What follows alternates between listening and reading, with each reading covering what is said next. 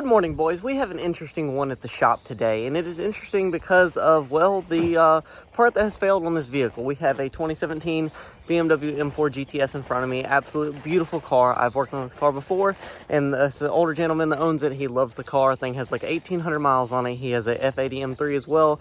He absolutely loves, so super cool enthusiast guy. But we have a weird break on this car today. And with the break on this car, I'm excited to show you what broke, how we think it broke, how the owner thinks it broke, and kind of what we're going to do about fixing this and how we had to go about getting the part for this car. These are super hard to get parts for. Keep that in your head, boys. This is not your average M4. This is a GTS, and yes, I'm not trying to just boast it up, but you really understand how rare of a car this is when you call BMW and you're like, hey, I need this part, and they're like, you what? Later in the video.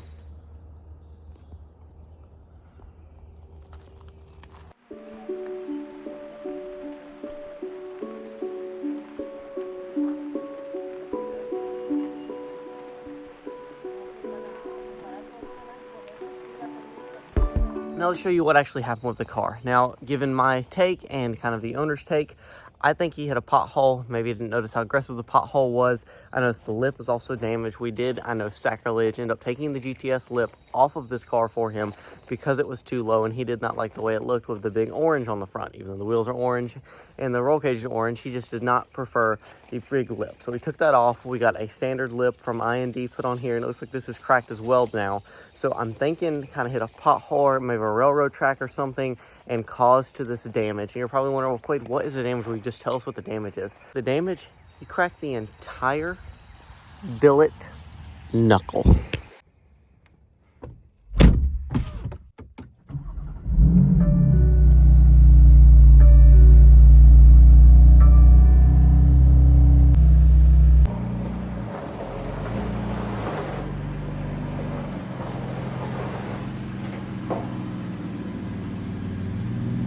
Now that we have this guy in the shop, you can kind of see from the back to the front of what we're dealing with here and how bad the damage is.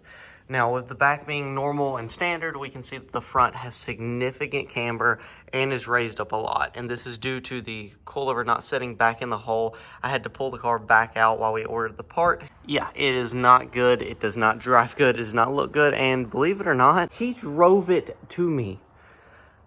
I don't even understand how he drove it, how he didn't notice the difference. He's like, steering feels fine, everything feels fine, it just is broken. I was like, all right. So let's first begin by jacking the car up, getting the wheel off, and going about assessing the damage. Looking here, you can see where we normally would be sitting on the collar of the coilover.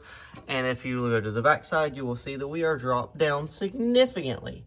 And if you kind of look right here, we are, well, you know, we're a little loosey-goosey here, folks. It's kind of not supposed to be like that whatsoever. And the bottom, well, you know, the bottom is sitting on my desk completely gone. So yeah, you're wondering, I'm wondering, the owner's wondering, how the hell did this happen? And what did you have to hit to do this? I have no idea. The whole knuckle on this car is billet aluminum. It's made from a solid billet aluminum block, cut down to this form, fit just for this car, not even made by BMW, made by a motorsport company on the receipt that we got from BMW. This thing is weird, boys. This thing is different. It's a super cool car, kind of a spooky car, whatever you want to call them, whatever your preference is, but it's just crazy the amount of like different stuff on the car, because from the outside, it looks like you got a cage, wheels, and a front lip, and you know, a little spoiler. That's not the case at all. You have the carbon ceramic brakes, you have all these billet parts under here, you have all the different suspension components, you have these freaking coilovers with external reservoirs on them. This is a completely different animal than a regular M4. Boys did want to see what I was talking about. This is a piece of that knuckle in my hand right here. I'm holding the knuckle for the M4 in my hand on the desk. So that's out of the way. Let's dive into getting this off the car. It's not that hard, but there's a few things you need to know. So first off, with having the knuckle, as you guys know, the knuckle, sorry, we have a slight interruption by Mr. Beamer, the BMW technician. What do you think about this, huh? What do you think? Is your brother coming to inspect too? I hear him over there in the rocks. Yeah. As you boys know, the front knuckle holds all of the suspension components to the vehicle. So we're going to take all these suspension components off, set them to the side, then swap the knuckle for the new one, put all the suspension components back on, have the car aligned, make sure everything looks right, nothing else is bent. I was curious about this front control arm, but I think we're going to be okay. Coilover looks fine. There was no leaks. I'm going to take it out and further inspect it once we get this stuff off and look over everything thoroughly, but I think we're okay with just this knuckle. Coming to the back side, we're going to have bolt 1 and bolt 2 that will help remove our caliper, and you're going to want maybe a jack stand with a pad over the top. You have nice calipers, you don't want to scratch them up, and you'll kind of get this in guy and set it to the side.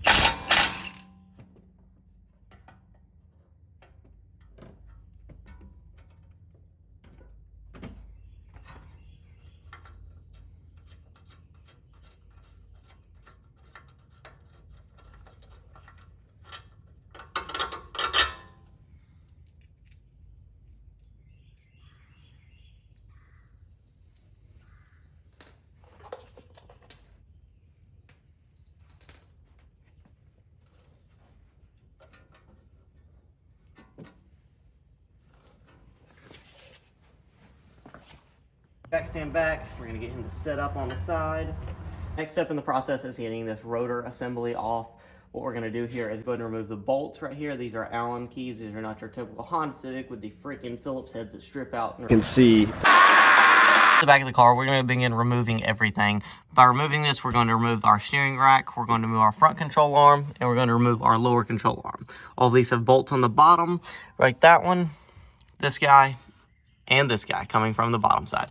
I'm going to remove all of these, and then we'll disconnect the coilover at the top. Seems this one, again, is broken, so we don't really have to worry about anything. With this guy, I am just going to take this bolt out so I can slide it out a lot easier. And then after that, we're going to disconnect these lines once we get this bolt out from the top, because I do not want to put any pressure on these, and make sure these are not getting pulled. I also don't want any pressure on these lines right here. Make sure they're not getting pulled in any direction. I make sure they have a ton of slack in them. Make sure they're not tight, because you don't want to damage these. Once you get this bolt out on the top, you'll be able to get these and set them to the side so they have a ton of slack. We're going to go ahead and take this T30 out, get this guy out of here, and then all of our electronics will be moved out the way. I have a jack under here to catch this because I don't want it to fall and do anything to the rotor. Bottom arm is out of the way. Slide it off the coilover. And that is GTS knuckle, boys. Well, that'll do that. Wow. Yeah, that'll do it. Okay. And we are going to spin this wheel bearing, make sure there's no damage, no bad spots in it. I do not feel one. Next up, with the whole knuckle and rotor assembly on the bench right here, we have 4 T60s we're going to go ahead and remove to get this knuckle off of the rotor assembly.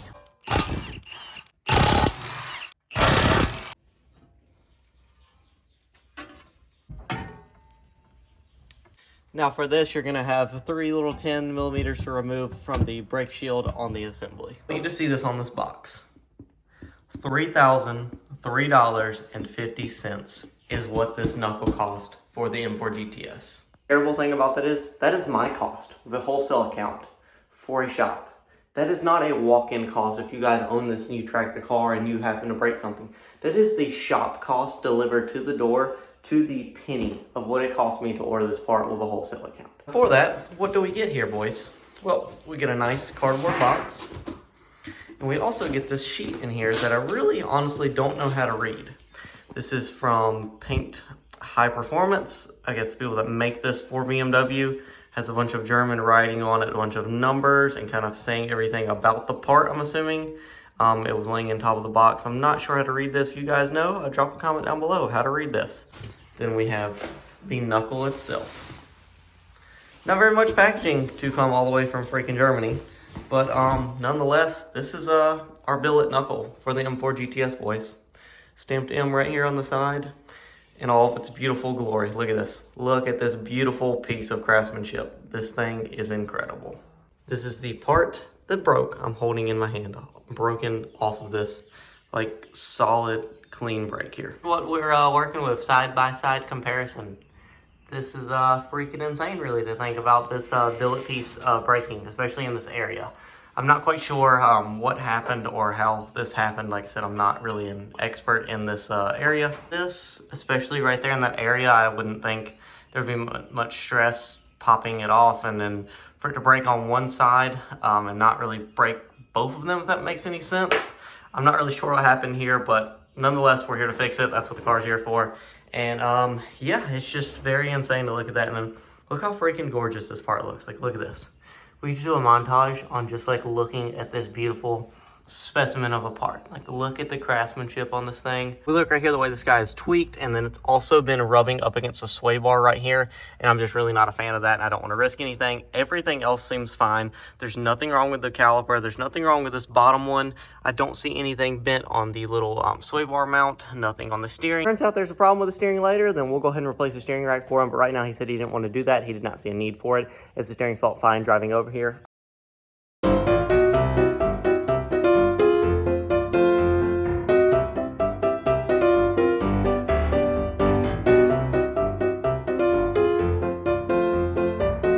We did our first torque and then our 90-degree torque with the yellow mark. Everything is all good here. Wheel bearing is perfectly fine.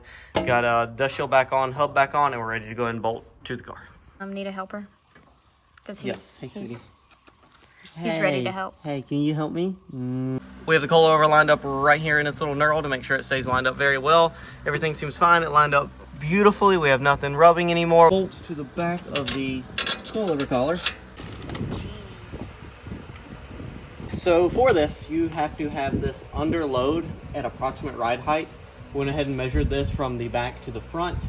Got it at approximate ride height where it's sitting down. What we're going to do now, while this is under load simulated, like we're kind of sitting on the ground, you go ahead and tighten this to the torque spec. That's probably, could be why this one cracked. I'm not entirely sure. Could have hit a pothole, could have been someone over torqued it, someone was messing with something. At 1,800 miles, I don't know why we'd even be messing with the suspension, but anything can happen. 48. And crank her up. And now we're off to Dynamic Auto Tune, the only people I trust with the alignment stuff, to go have this thing aligned and make sure everything is in perfect tip-top spec.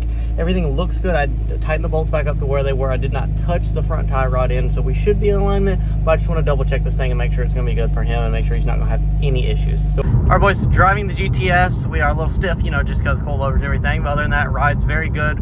We do have a slight pull to the left as expected for kind of the damage and stuff we had going on here. So we're on the way to Dynamic, get this thing taken care of, make sure it's good.